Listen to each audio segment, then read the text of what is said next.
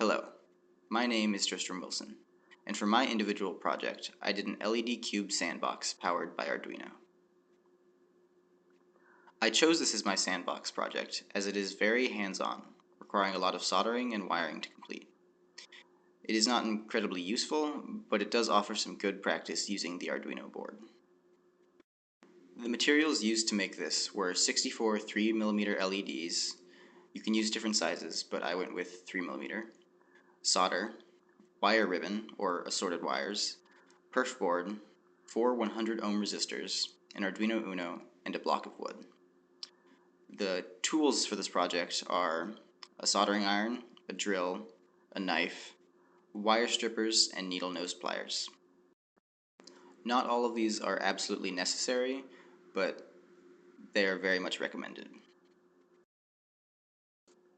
To construct the LED cube, I first had to identify the anode and cathode of the LEDs.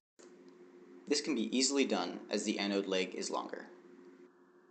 After identifying the anode leg, I bent all of these legs out, as these will form the layers of the cube, while the cathodes will form the columns.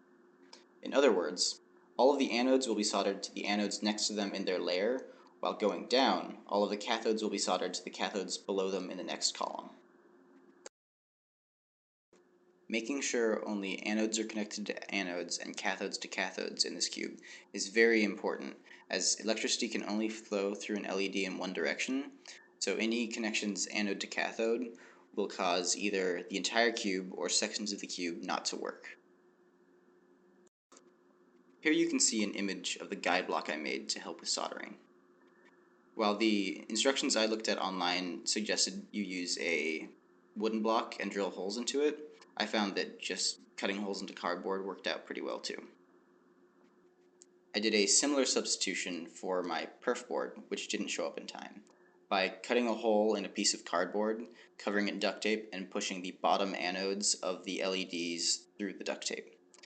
These anodes are the ones that are going to be connected to the Arduino board. How the cube is connected to the Arduino is entirely dependent on the code. This is because the code defines where each light is in a sort of coordinate system by knowing which pins are for certain rows and which pins are for certain columns. The code I downloaded for this particular LED cube design was rather difficult to edit.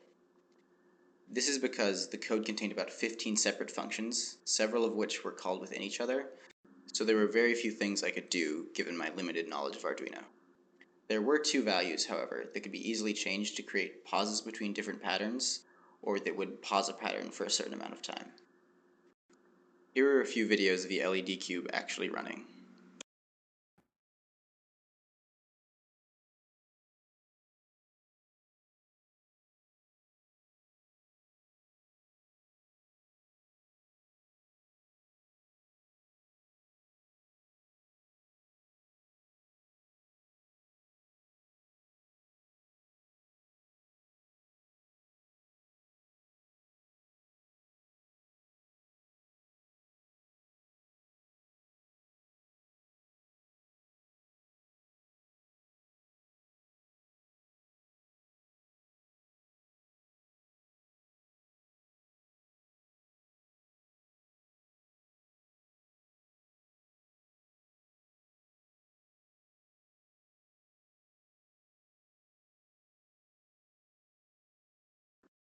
There is definite room for improvement in this project.